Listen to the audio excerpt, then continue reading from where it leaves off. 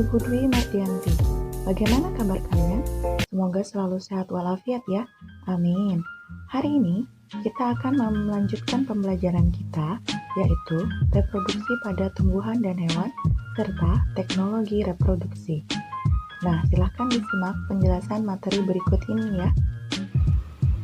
Reproduksi tumbuhan dan hewan. Adapun tujuan pembelajaran hari ini, setelah kalian menyimak video pembelajaran ini, diharapkan kalian mampu membedakan perkembangbiakan seksual dan aseksual pada tumbuhan, mampu memberikan contoh tumbuhan dan hewan yang melakukan perkembangbiakan aseksual alami, memberikan contoh tumbuhan dan hewan yang melakukan perkembangbiakan aseksual buatan, dan menjelaskan macam teknologi perkembangbiakan pada tumbuhan dan hewan. Adapun peta konsep hari ini adalah kita akan sama-sama mempelajari tentang sistem perkembangbiakan tumbuhan dan hewan yang meliputi tumbuhan dibagi menjadi aseksual, seksual, dan hewan juga terjadi secara aseksual, seksual, serta akan menyelipkan sedikit tentang teknologi reproduksi pada perkembangbiakan tumbuhan dan hewan. Seperti yang telah dipelajari di bab sebelumnya, bahwa perkembangbiakan itu bertujuan untuk melestarikan keturunan agar tidak terjadi kepunahan. Perkembangbiakan itu tersendiri dibedakan menjadi dua, yaitu perkembangbiakan generatif dan perkembangbiakan vegetatif. Perkembangbiakan generatif disebut juga dengan perkembangbiakan seksual atau kawin. Artinya, perkembangbiakan generatif didahului oleh suatu peristiwa, yaitu peristiwa peleburan sel kelamin jantan atau sperma dan sel kelamin betina atau sel telur. Sedangkan perkembangan vegetatif disebut juga dengan perkembangbiakan aseksual atau tak kawin. Perkembangan vegetatif mempunyai ciri memerlukan satu induk, tidak memerlukan sel kelamin, tidak didahului oleh fertilisasi atau pembuahan, anaknya berasal dari bagian tubuh induknya, serta menghasilkan organisme yang sifatnya sama. Perkembangbiakan pada tumbuhan. Perkembangbiakan generatif pada tumbuhan diawali dengan penyerbukan atau polinasi yang diikuti dengan pembuahan, fertilisasi, penyebaran biji, dan perkecambahan. Penyerbukan adalah peristiwa jatuhnya serbuk sari di kepala putik, sering juga disebut sebagai persarian. Penyerbukan dapat dibedakan menjadi beberapa macam. Yang pertama yaitu penyerbukan sendiri, autogami, yaitu penyerbukan yang terjadi apabila serbuk sari dan putik berasal dari satu bunga. Yang kedua, penyerbukan tetangga atau geitonogami, yaitu penyerbukan yang terjadi oleh serbuk sari yang berasal dari bunga lain, tapi masih dalam satu pohon. Yang terakhir adalah penyerbukan silang. Allogami adalah penyerbukan yang terjadi oleh serbuk sari yang berasal dari tumbuhan lain yang sejenis. Macam-macam penyerbukan berdasarkan perantara.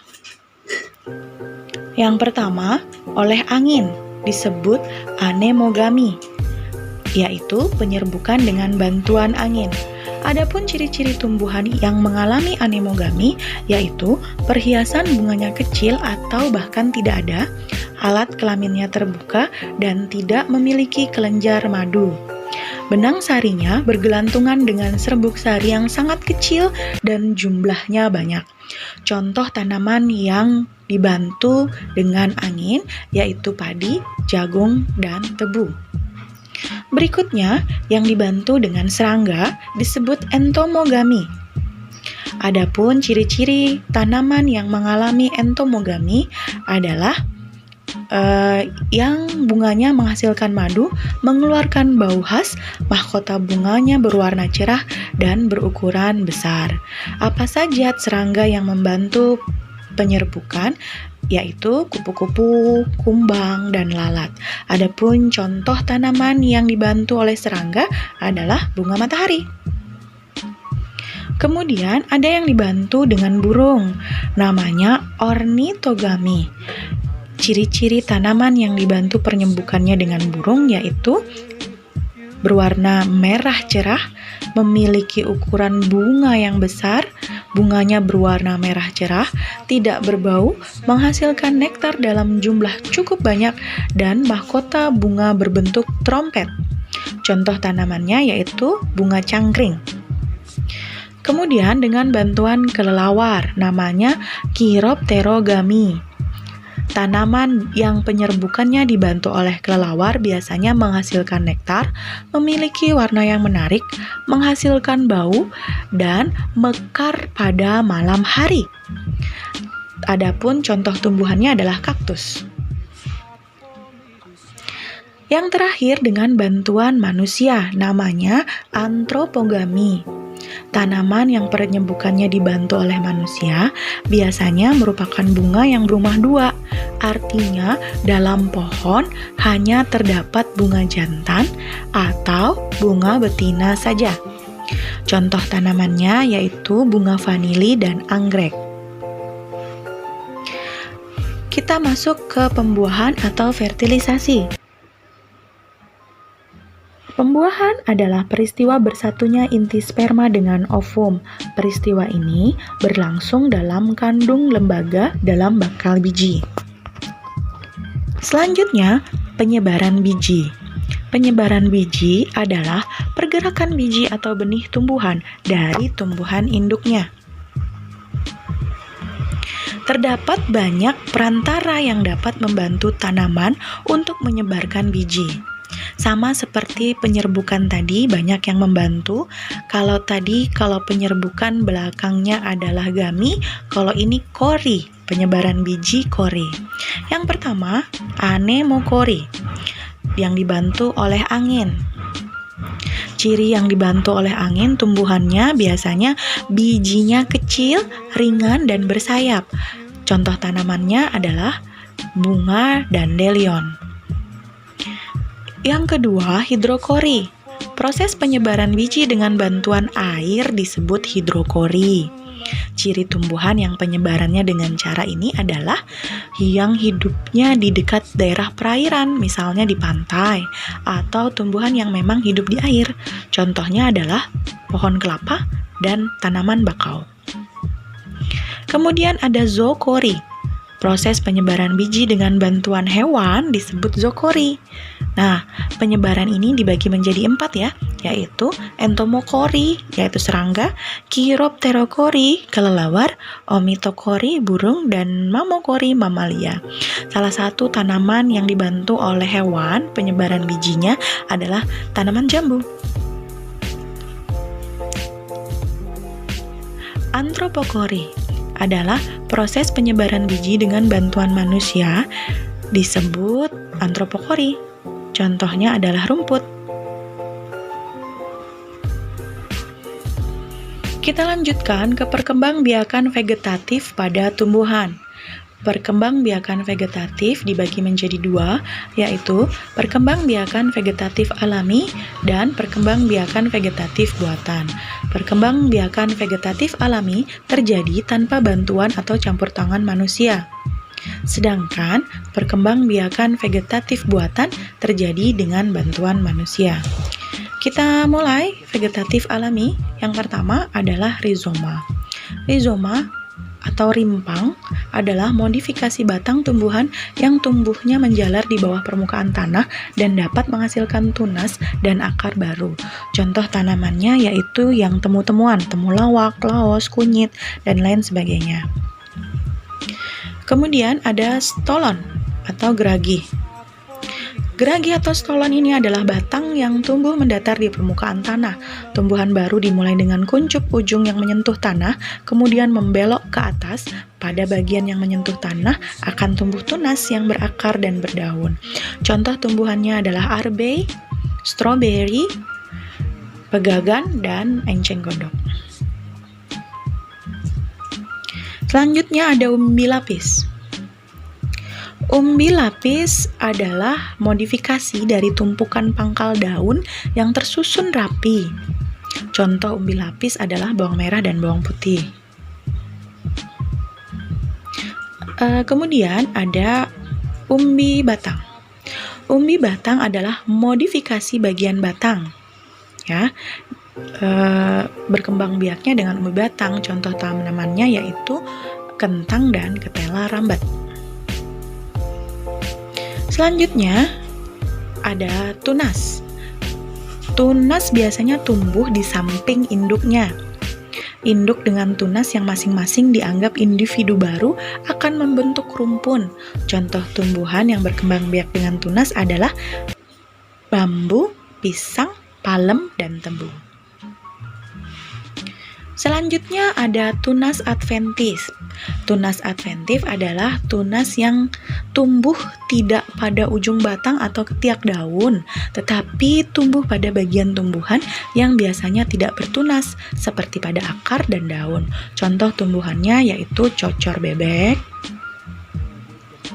buah kesemek, pohon kesemek, dan cemara. Selanjutnya ada yang berkembang biak dengan menggunakan spora. Biasanya terjadi pada tumbuhan paku. Kemudian ada juga tumbuhan yang mengalami fragmentasi. Biasanya terjadi pada tumbuhan lumut dan jamur. Vegetatif buatan, kita masuk ke vegetatif buatan. Yang pertama adalah cangkok. Cangkok adalah cara perkembangbiakan pada tumbuhan dengan menanam batang atau dahan yang diusahakan berakar terlebih dahulu sebelum dipotong dan ditanam. Nah, ini adalah contoh gambar kegiatan mencangkok. Kemudian merunduk. Apa saja tadi ya contoh cangkok? Biasanya bisa yang dicangkok itu tumbuhan dikotil, jambu, mangga, dan lain sebagainya. Kemudian merunduk. Merunduk adalah proses pembiakan vegetatif buatan yang dilakukan pada tumbuhan bercabang panjang dengan menundukkannya ke tanah. Jadi batang tanaman itu ditundukkan ke tanah agar dapat berkembang biak. Contohnya adalah sirih, melati. Selanjutnya kita masuk ke vegetatif buatan tapi yang stek ya. Stek itu adalah salah satu cara perbanyakan tanaman dengan cara menanam bagian tanaman tertentu yang mampu membentuk akar dengan cepat. Bagian tanaman yang biasanya digunakan untuk perbanyakan dengan cara stek ini adalah batang atau cabang, akar atau anakan. Contoh tanaman yang bisa diperbanyak menggunakan teknik stek adalah ketela pohon atau singkong. Kemudian ada enten atau menyambung. Enten atau menyambung adalah perkembangbiakan buatan yang biasanya dilakukan pada tumbuhan sejenis buah-buahan atau ketela pohon. Demi mendapatkan kualitas yang baik, menyambung dilakukan dengan menggabungkan batang bawah dan batang atas dua tanaman yang sejenis. Tujuan menyambung adalah menggabungkan sifat-sifat unggul dari dua tanaman, sehingga diperoleh satu tanaman yang memiliki sifat unggul. Contoh tumbuhan yang bisa disambung adalah tumbuhan yang sekeluarga atau sejenis, misalnya tanaman terong hijau disambung dengan terong ungu. Nah, jadi dalam satu tanaman itu bisa menghasilkan terong hijau dan terong ungu. Sedangkan atau juga bisa juga tanaman bunga kertas atau bougainville yang ada di sekolahan kita ya. Jadi dalam satu tanaman bisa berwarna-warni.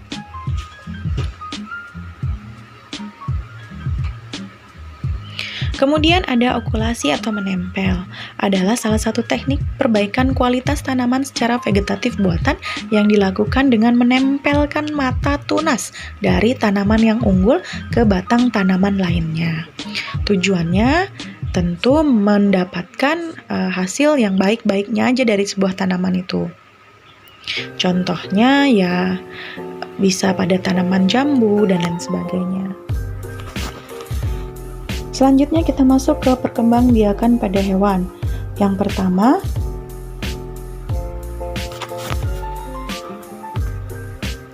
perkembangbiakan generatif, yaitu bertelur, melahirkan dan bertelur melahirkan.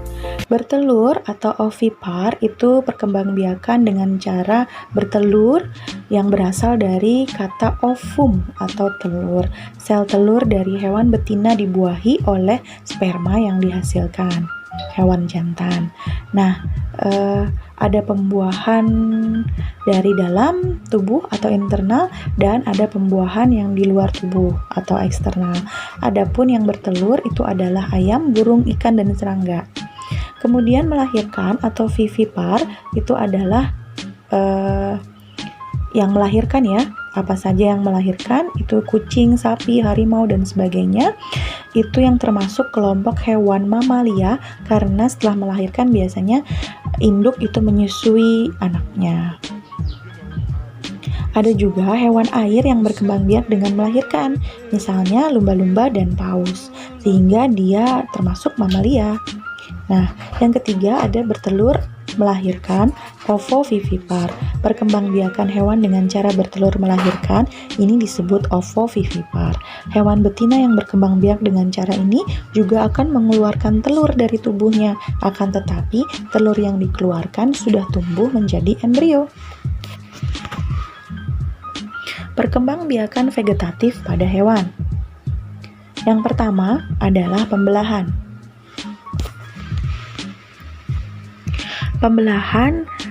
Perkembangbiakan pembelahan ini dengan cara membelah diri, ya, tersering terjadi pada protozoa.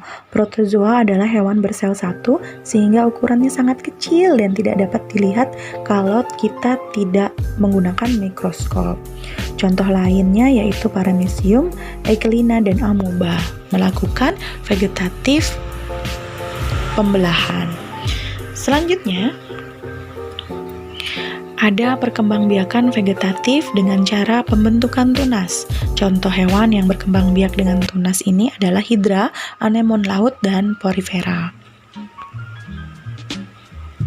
Kemudian ada fragmentasi. Fragmentasi adalah perkembangbiakan dengan cara memutuskan atau memisahkan tubuhnya. Setiap bagian tubuh yang terputus tumbuh menjadi individu baru. Nah, salah satu hewan yang dapat berkembang biak dengan fragmentasi adalah planaria, sejenis cacing pipih. Terakhir yaitu partenogenesis. Partenogenesis secara alami dapat terjadi pada hewan seperti lebah, semut, tawon, kutu daun, dan kutu air.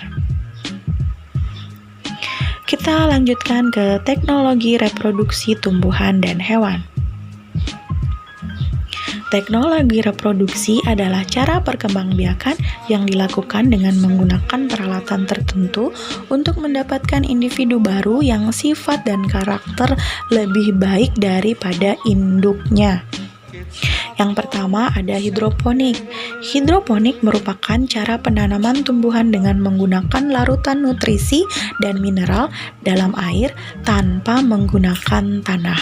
Kelebihan reproduksi hidroponik antara lain adalah tanaman tumbuh lebih cepat, pemakaian pupuknya lebih hemat, pemakaian air lebih efisien, tenaga kerja yang diperlukan lebih sedikit, lingkungan kerjanya juga lebih bersih karena tidak menggunakan tanah ya. Selanjutnya ada vertikultur.